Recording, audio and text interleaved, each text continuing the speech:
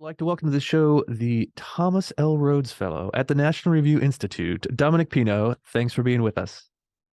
Thanks so much, Rich. Good to talk to you. All right, so we talk a lot about economic news and how it's affected by government policy here. And one of the top stories we are covering should will be no surprise to you, is the rapid onset collapse of Silicon Valley Bank. I know you've reported some on this recently. So, what is your take on what happened, and how did our heroic bank regulators seemingly fall down on the job here? Yeah, so Silicon Valley Bank was sort of the go-to bank for a lot of tech startups in Silicon Valley. It's one of the few parts of the banking sector where the name of the company actually pretty much matches exactly what it does. And so they had this problem because their depositor base was not very diversified. It was almost entirely composed of tech startups, and as a result of that, since it's mostly firms and not individuals, most of them had amounts uh, deposited there that were greater than $250,000, which is the cap for the FDIC for federal deposit insurance. And the point of that cap is to protect individuals, most of whom are not going to have more than $250,000 deposited, and to not protect big companies like that who should be doing work to assess the soundness of their bank deposits. Uh, and so um, and so so that was part of the problem. On the other side of the problem was that their assets were mostly long-term government-backed securities, which are very safe assets in terms of paying return. But the problem is when you have long-term assets and interest rates go up, the market value of those go down in the present. And so if you have to pay back all your depositors at once, you're not going to be able to get back the face value of those bonds if you had held them as you would if you had held them to maturity. And so that was sort of the problem that SVB had. And these tech companies realized this problem and they pulled out their money. Now, this is something that could have been averted by doing pretty normal diversification of your assets and of your depositors, which is something that banks do often in risk management. And it's something that regulators should have seen beforehand. This was all based on publicly available information. Uh, it's one of these things where it's kind of tricky because not a lot of people can say that they saw it coming. Um, and so it sort of seems like you're Monday morning quarterbacking it. Mhm. But um, most people's job is not to watch the financial soundness of banks. But we do have a lot of people whose job it is to watch the financial soundness of banks, especially after the Dodd-Frank reforms in 2008, or after the 2008 crisis, and especially after the Federal Reserve increased its bank regulation roles in that, and they seem to have missed this one. Yeah, well, with every crisis, every dramatic scandal that happens, especially when it comes to sort of big business stuff, it seems like there's always this ratchet effect where people say, well, we need more regulation to stop whatever this would have, would have been, whatever the next version of this. So after, Enron and WorldCom, we got the Sarbanes-Oxley Act, and after the Great Recession, we got Dodd-Frank.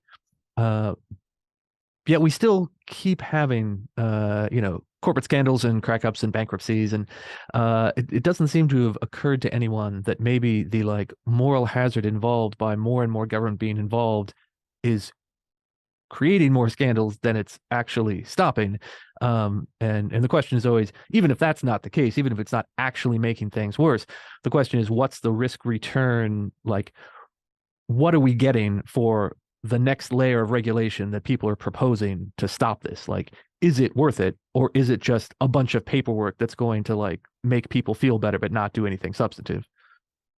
We have a weird sort of contradiction at the center of the way that we regulate banks, which is that policymakers really, really want banks to always be stable, and they really, really want competition. Mhm. And there's a difference between those. Competition is not inherently unstable. That's not the point. Competitive systems can be stable, but as a result of a competitive system is going to have the individual parts of that system are going to rise and fall. And so that's really part of the issue here is that you confuse system-wide stability with every single individual bank must be rock solid. And so that's kind of the problem that we have in the regulatory side of it. Uh, you know, there is an alternative model to this, which is Canada. Canada has about 6 banks for the whole country.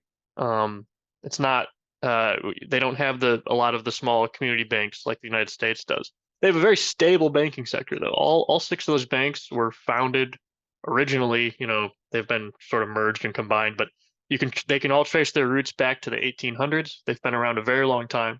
And Canada doesn't have this kind of instability like we do.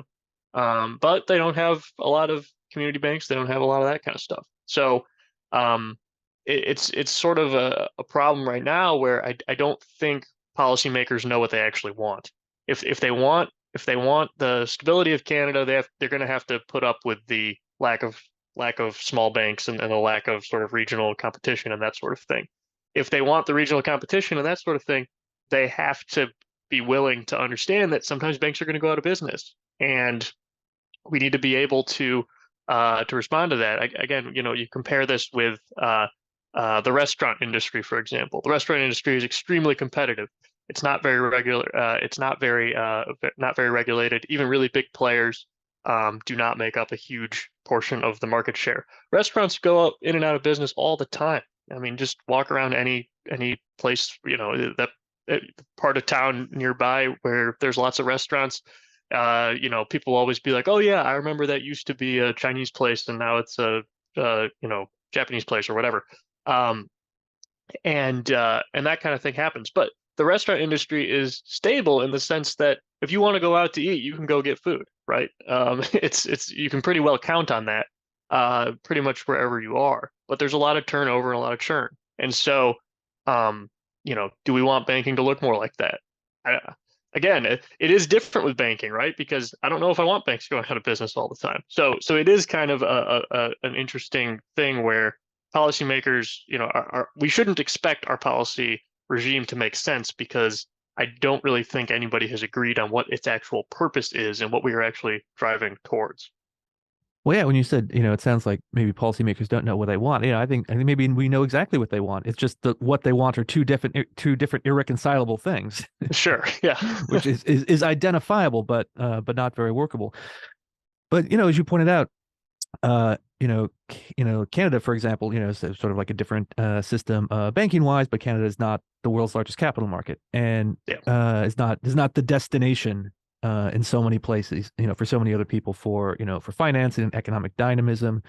Hmm. And it's like our old pal Joseph Schumpeter liked to say, a in a growing competitive market economy, you're going to have creative destruction. And the Hmm. destruction is it's not a sort of negative side effect. It's an absolutely necessary thing in order for the most efficient, the most high value companies and products and services to rise to the top. The only way you're ever going to get away with a system where no one goes out of business is where you have just a lot of mediocre performers perpetually propped up. So I think now, obviously, we have a system where we don't want, average everyday people going bankrupt because their banks go out of business. So that's why I have deposit insurance. I personally think we could probably require private deposit insurance as opposed to the FDIC directly providing it. But that's sort of almost a footnote compared to the bigger stuff we're talking about. So we already have a provision where, grandma is not going to lose her savings of a lifetime because, someone made the wrong interest rate gamble at a regional bank. But we need to have a system where bad investments are punished. Otherwise, we'll never get better overall risk assessment and economic performance. And I feel like that's the sort of dystopia we're heading for, where we're so terrified of any temporary financial pain that we're willing to paper over everyone else's bad ideas and bad choices. And so all the mediocre players just never go out of business. I think that's sort of the problem that we're running into and again, this Dodd-Frank regime, this is hundreds of thousands of pages of regulation. This is incredibly detailed, complicated stuff that these regulators are expected to do. And and this was all pitched on the promise of, look, we're not going to have this problem anymore because we fundamentally changed the way that banks are regulated. Uh, and this is a point that John Cochran at Hoover Institution has made a lot, which is like, okay, so we did all that. That's all been the law of the land for over 10 years now, and it couldn't catch simple interest rate risk, which is really what Silicon Valley Bank, I mean, that's what the problem was. It was interest rate risk. Very simple. Um, and it almost seems like in all of this complication and all of this, stress testing with scenarios and all these different things that regulators have come up with, they've they've missed like things that are hiding in plain sight. And so, yeah, it really does seem like uh, uh, the regulatory response from the last time was also fighting the last war, because in 2008 the problem wasn't interest rate risk. It was credit risk. It was problems of people not being able to pay back their loans that they had taken out. And that was really not a component of this Silicon Valley Bank problem at all. And so we have a whole regulatory apparatus designed to address that problem. And so then when another problem comes up, it's like, oh, well, we don't know what to do. Oh yeah, don't Which worry. We have 100,000 pages of rules addressing a different problem from 15 years ago. exactly. Yeah. Yeah. And this is what always happens when with government responses to this sort of thing. Um, government's usually slow to realize what the problem is. Then they're usually slow to respond once they realize it. And by the time that's all happened, we have a new problem. Well, yeah, I mean the other potential problem going forward, again, the sort of like moral hazard of bailing people out. In this case, up far above the $250,000 per account, deposit insurance we've had for a long time, is that the weekend, the end of, it's been 2 or 3 weeks ago now when it looks like there were first like cracks appearing at Silicon Valley Bank, and then over the weekend all the finance regulators in DC were sort of in a panic, and so there was a letter that went out over the weekend a few weeks ago from the Fed, Treasury, and FDIC, and the heads of those agencies, Powell and Yellen. Signed onto this and said, "Oh, don't worry, we have a bailout plan ready for when markets open on Monday." To hopefully stop any more, sort of bank industry panic, without any kind of, direct authorization. I mean, they would obviously cite some authorizing provision, but the idea that they just on their own said, well, forget the $250,000 cap, we're going to guarantee all these deposits, even into tens of millions of dollars. And that's not a universal policy. We just kind of decided on the fly we'd cover it. um what's doesn't that send a message to bankers and finance people going forward? Well, maybe we don't need to worry about all these risks, because if we ever get in a crisis, I'm sure the Fed and Treasury will just step in and cover us too, right? Like, isn't it just going to lead people to be more irresponsible? Yeah, the authorization is probably in the HEROES Act, which the administration is arguing currently before the Supreme Court, gives it the power to add $1 trillion to the deficit by forgiving student loans as well. But no, I would seriously, I do think it is a problem that that we're sort of treating this just as something that, if Janet Yellen and a couple other federal officials get together and have a meeting, we can just completely change all this on the fly.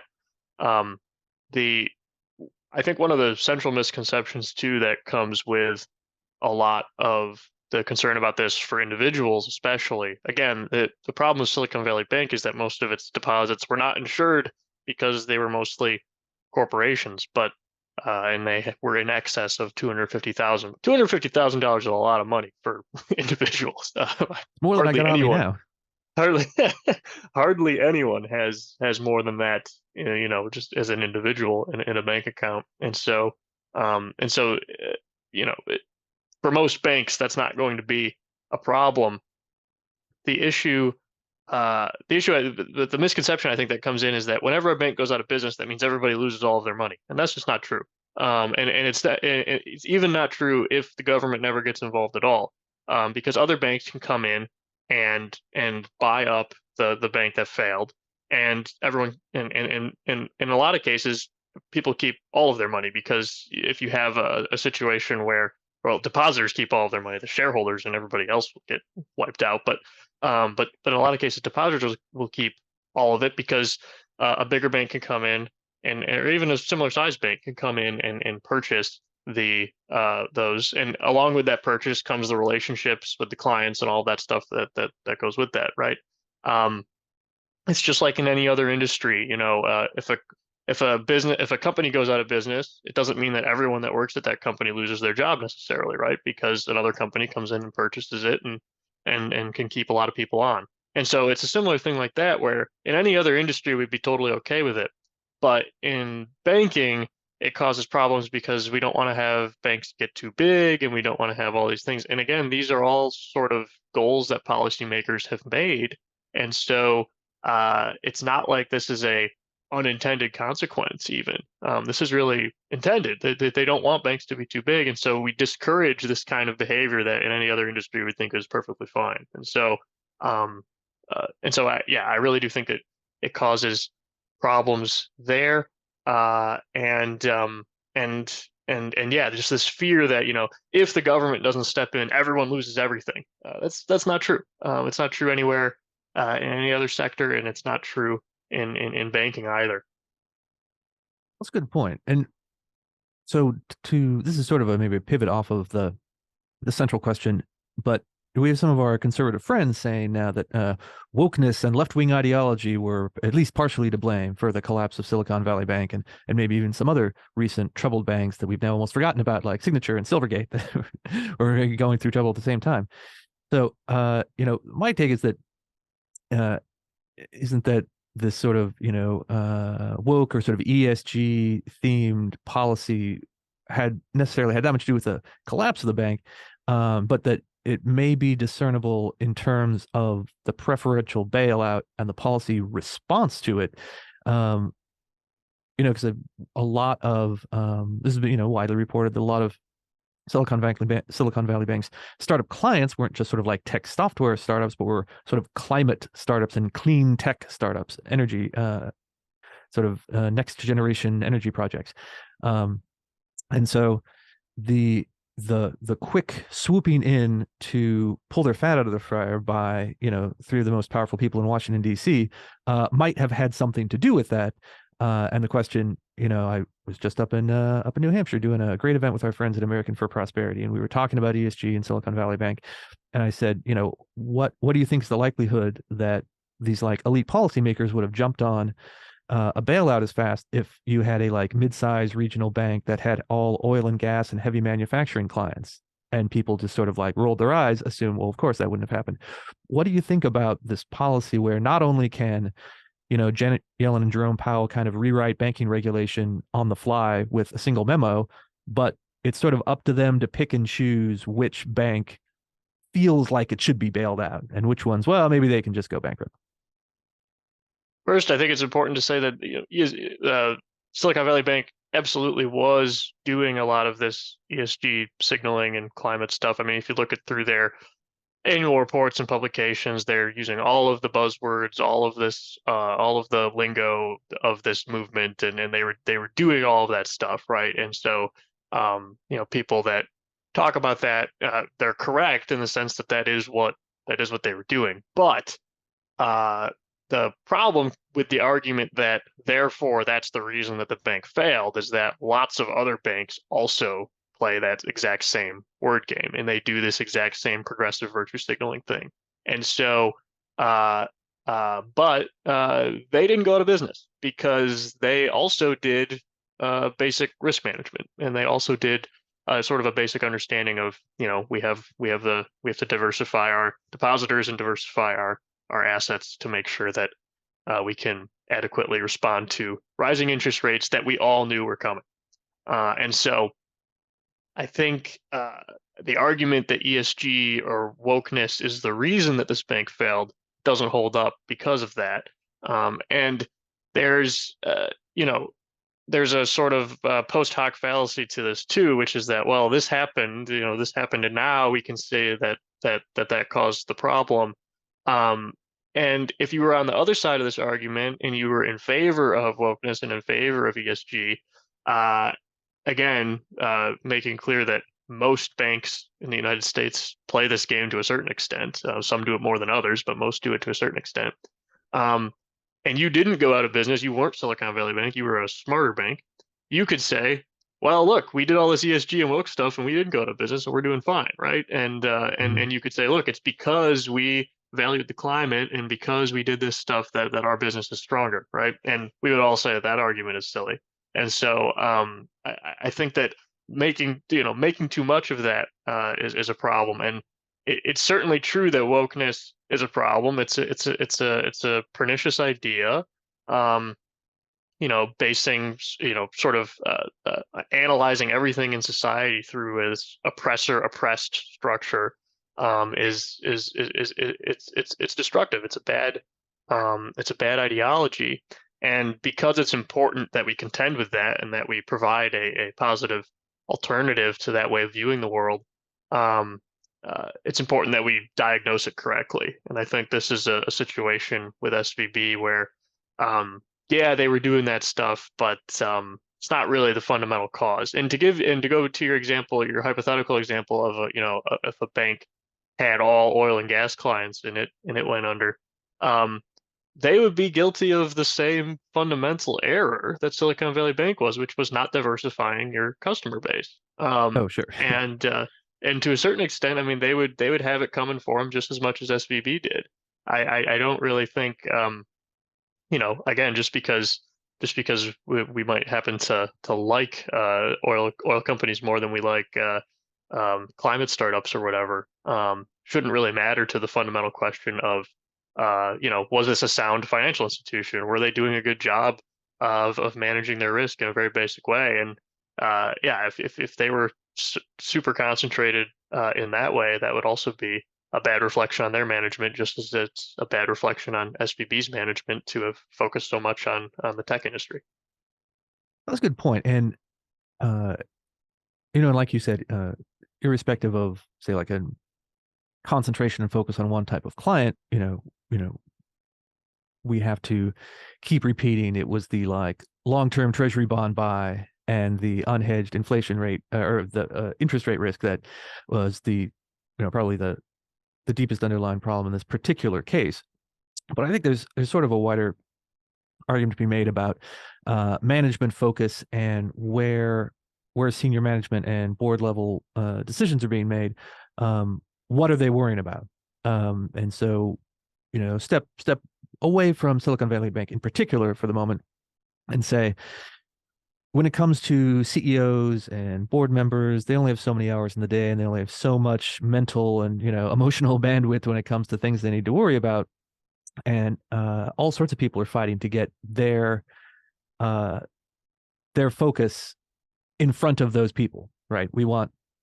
If you want a big company to do anything, you can say, well, this company's going to sign on to this new initiative, but obviously it's more of a signal that they're taking it seriously if the CEO shows up to the press conference or the CEO is on the committee that is like overseeing whatever this thing is.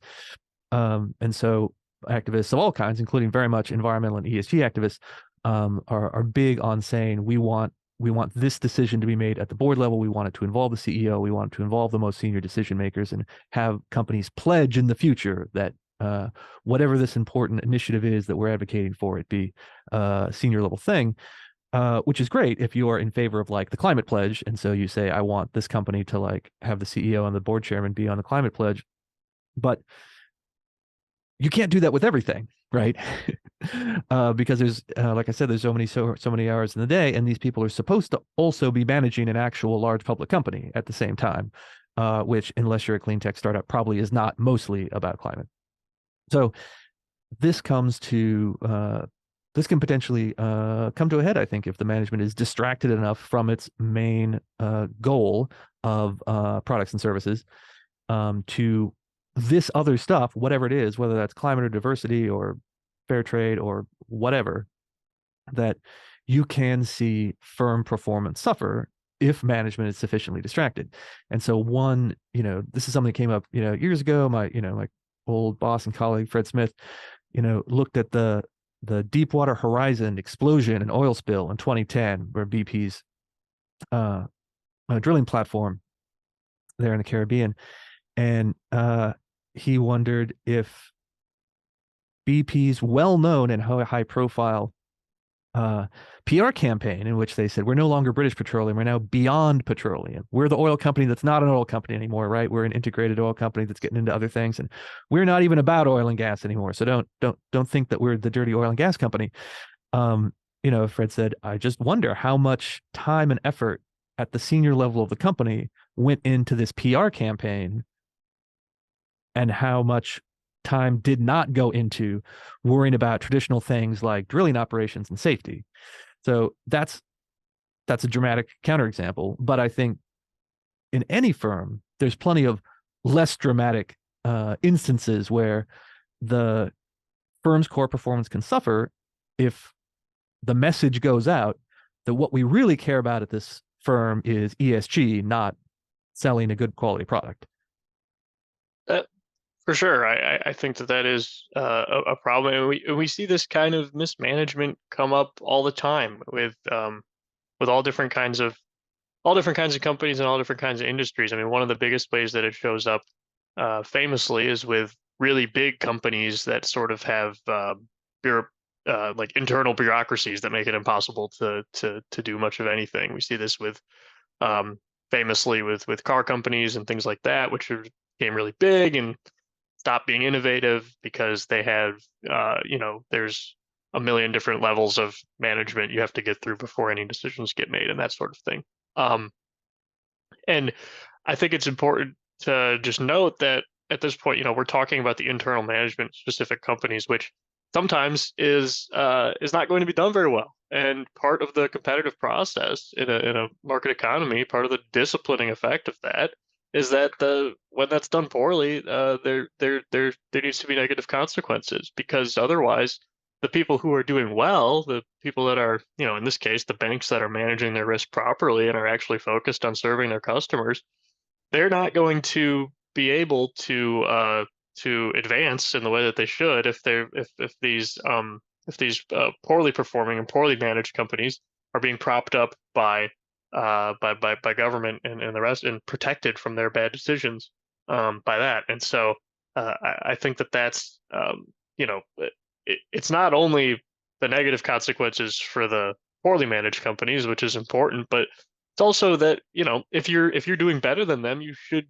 get ahead. I think that I think that's a message that most people would agree with, regardless of politics, right? I mean, if you're if you're doing a good job running a bank, you should be able to advance beyond competitors that are doing poorly.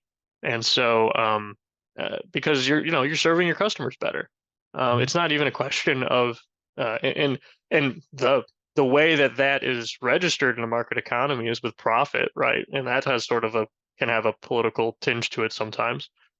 But the fundamental thing that what's profit a signal of in a competitive economy is a signal of you're serving your customers well, Mhm. and you're and that's you know I want to be served well by companies I do business with, and I want if I ran a business, I would want to make sure that my customers were happy, and I don't think that's really a very political thing. I think even most progressives who might otherwise be opposed to the financial sector would agree with that. And look, all these people that talk about banks and finance, it's a sector that just about everybody uses in some capacity, and you want to have a good relationship. You want to have a you want to be served well by your bank, and I think that that's a uh, a thing that it gets missed in this is when making it all about politics and stuff. It really just comes down to a fundamental thing of was this bank doing a good job serving its customers? Silicon Valley Bank answers no. They should be. there should be negative consequences for that. And the banks that are doing fine, which is as so far as most of them, at least in the United States, uh, they should be able to get a reward for that. So All right. Well, now here is a pivot. We on Free the Economy, we like to talk about economics in the big picture, but we also like to focus on employment and job opportunities in particular. You've done a lot of reporting on labor unions. So when it comes to institutions serving their customers well, is big labor doing that? How are they doing these days? yeah, I'd say no. I don't think they are. The uh, uh, labor unions for a long time. I just did a big piece in National Review in the print magazine about labor. During the New Deal, the labor movement was basically co-opted by the Democratic Party under Franklin Roosevelt and became part of his political coalition.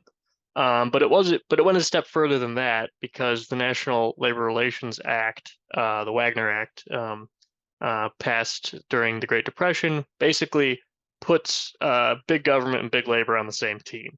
And that's irrespective of political party control.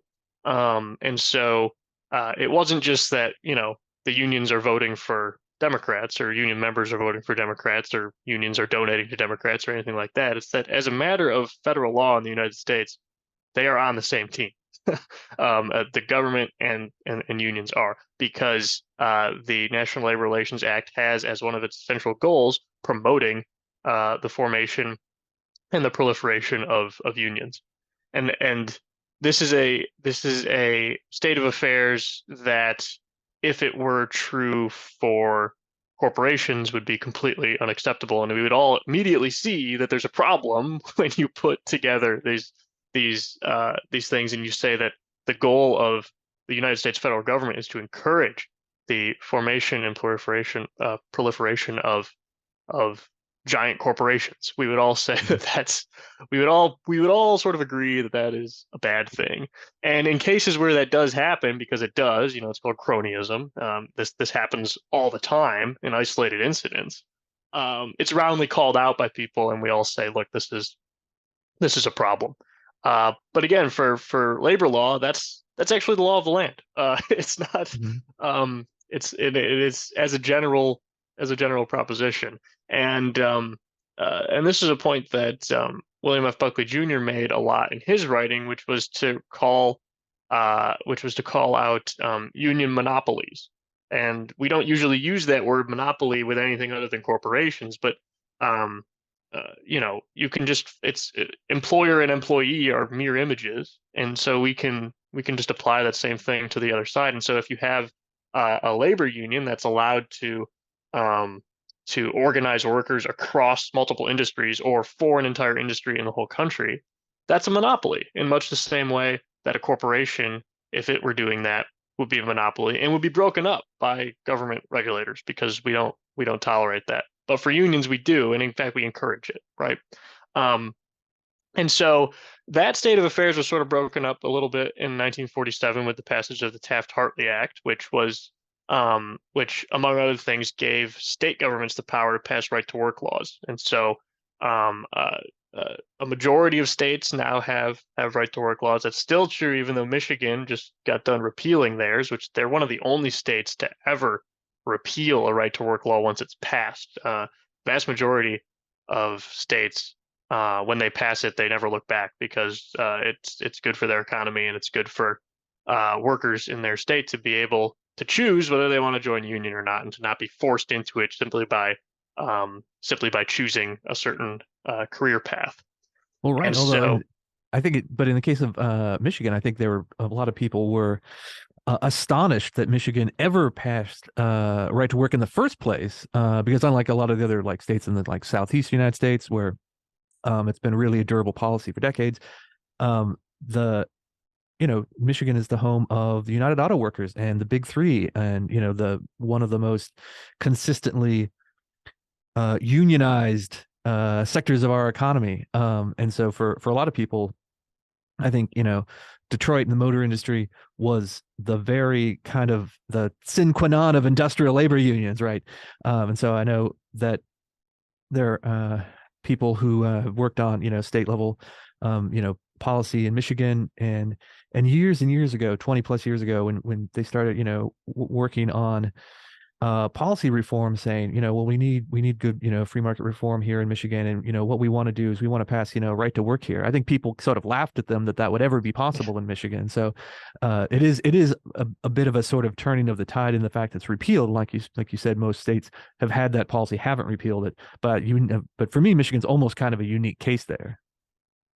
Yeah, and the spread of right to work outside of the Southeast is a relatively recent thing as well. I mean, you just Wisconsin and Indiana were two other states that did this in the last 15 years, and so there was sort of a renewed push for right to work that was a very successful part of a lot of Republican state governments, in especially in places where Republican control of state government was not normal. I mean, Michigan, Michigan, the story there has usually been that the legislature is controlled by Republicans, but the governor's a Democrat, and they vote for Democrats for statewide elections for president and for the Senate and things like that. But they vote for um, at least one house of the state legislature will usually be controlled by Republicans, and they finally got all three for the first time, and were able to do that kind of stuff. And now Democrats have gotten it back and have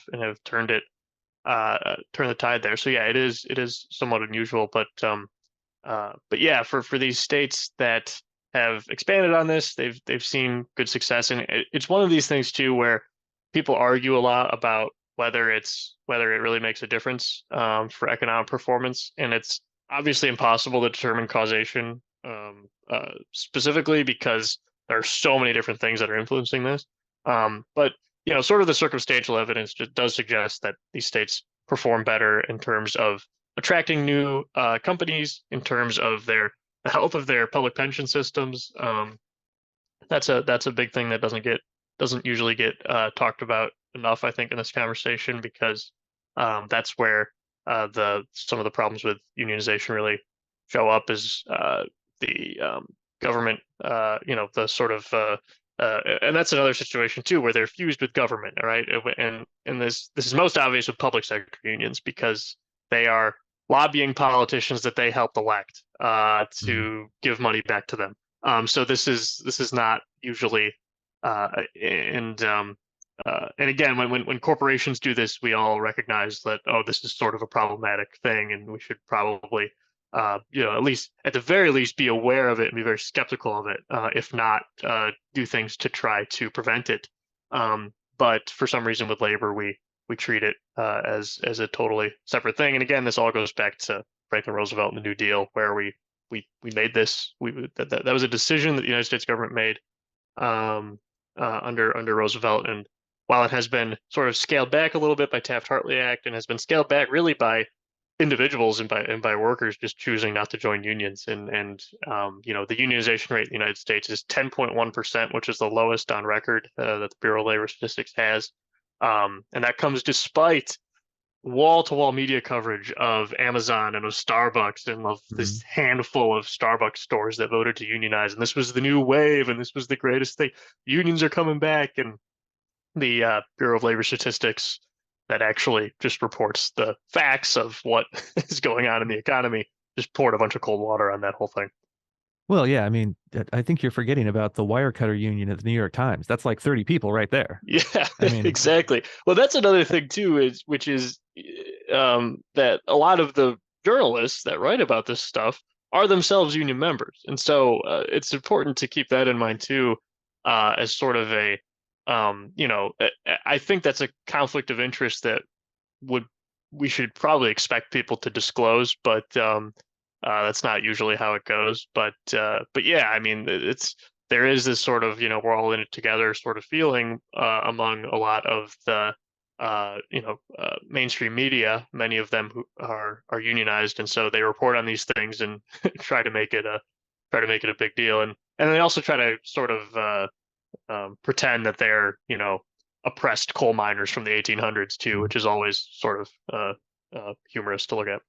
Yeah, I kind of wonder what would happen if like someone, some of the Wobblies, the, international workers of the world who were, working in coal mines, sat down with like the laptop journalists at BuzzFeed and were like, we need to talk about union issues. Yeah. They would, I mean, Yeah. they'd have a diversity of perspectives there. So before we wrap up, I want to give you a chance to weigh in on one of these other big issues, which we've sort of alluded to. Looking at the history of unions, we see organized labor very much aligned with the Democrats. And the obvious analogy to that is, if labor's on one side, then capital is on the other, right? Big business is on the Republican side, and that's always been kind of the cliche of American politics going back for decades. But we have this situation now where we have a lot of whether you'd say they were populist conservatives or nationalist conservatives, or some of them are MAGA conservatives, Trump fans, whoever are more seem to be becoming more skeptical of big business and capitalism, and say, well, actually maybe we do need some like big government solutions here. Maybe we need more antitrust to break up big tech. Like I said, do they fewer people are complaining about how terrible Twitter is now that like Elon Musk is like retweeting Jordan Peterson. Apparently, Twitter is not big of a deal anymore. But TikTok is terrible, and these other platforms are problematic, and big business has gone woke. That's the whole problem, right? Supposedly that conservatives used to support our free enterprise system, but now the free enterprise system is captured by 17-year-olds with purple hair on TikTok. So everything has gone down the drain. How much of a sort of crack up is there between the sort of like pro free market kind of libertarian side and this new kind of like capitalism skeptic populist conservative side? The problem for the capitalism skeptic side is going to be, how does this actually shake out in practice? Because um, at the sort of intellectual and theoretical level, there's a lot of things you can say about this. Uh, that, yeah, these companies do, I mean, they do a bunch of left wing stuff. They donate to Democrats, executives do. I mean, that's all true, right? That is true. I would say though, on that front as well, that uh, we give a lot of attention um, to really big tech companies and really big, social media platforms and things like that, and we ignore like the zillion, mid-sized companies out there that really actually are just kind of trying to get by and serve their customers. I think that there's a bunch of there's a bunch of companies out there that really don't play this game, but they get overshadowed by these handful of really big companies. Now, obviously, the big companies matter because they're really big, so it's not to say that it's pointless, but it is nonetheless true that this is not everyone. Um, but going back to uh yeah, the problem with the skepticism of a lot of this stuff is, what are you actually going to do policy wise that a Republican Party is going to vote for? Because what's going to happen is you're going to be confronted with these with proposals that give lots and lots of power to Democrats, and they give lots and lots of power to federal agencies whose career staff are Democrats, no matter who the secretary of whatever branch of government it is. Right. No matter who is appointed to lead it, the people who are actually going to carry it out are going to be a bunch of Democrats. And this is the same people. This is the real contradiction that happens, is that a lot of these new skeptical people are the same people that complain the loudest about the deep state and about the swamp. Mm. And quite frankly, I don't really like the swamp either. This has been a long-standing conservative complaint, which is that we have too much power in Washington D.C., and that power is exercised by people who are ideologically opposed to conservatives. That's a real problem. And to the extent that drain the swamp means getting that power out of the hands of bureaucrats in Washington D.C., I'm for it. And I think basically all free market people are for it. Um, but again, the problem comes in. Well, okay. yeah, but we need to punish the bad companies, or we need to, you know, the free market isn't giving us the results we want, so we need to direct it at the government level. Well, you're empowering the swamp. You're empowering the same people that you just got done saying were a big problem, and I think that's where it really comes down to, you know, are you are we really going to get 50 Republican United States senators on board with, for example, giving the Secretary of Commerce power to determine which products are integral to the national interest that we are then going to impose domestic content requirements on, that are going to require thousands of pages of regulatory compliance, that are then going to have tariffs applied to them to protect them, which is thousands of more pages of regulatory compliance, which is going to raise prices for people. This was a proposal from Senator Josh Hawley a while ago, about supply chain problems. That's what it would have done, right? Like he wanted to give the Department of Commerce and the Department of Defense power to determine which products are essential to the national interest, and then give them a bunch of power on their own to regulate them. I think that's a really weird thing for people that are concerned about too much power being exercised by bureaucrats who are ideologically hostile to you. I think that's a really weird proposal, and and so and obviously that bill didn't go anywhere. And I think that's kind of the the trouble that a lot of this is going to run into is, okay, you can talk about how we can imagine a better world where this stuff where this stuff isn't a problem. Where you can imagine a way where, the wise government planner comes in and fixes it. But is that actually going to happen? And are we actually going to try it after knowing what we know about how the bureaucracy actually works, and knowing what we know about past efforts to do this, and knowing what we know about democratic efforts to do this? I mean, this is something that Democrats propose more often, and Republicans regularly criticize, and I think they're right to. So I think I think that that's where, translating this from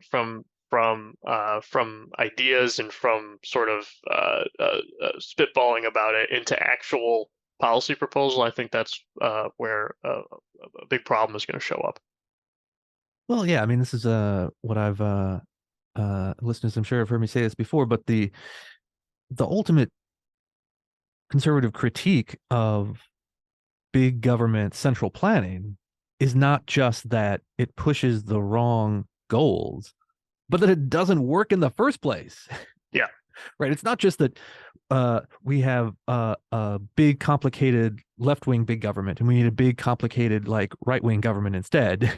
It's that the big, complicated things that big government tries to do, it's not any good at in the first place.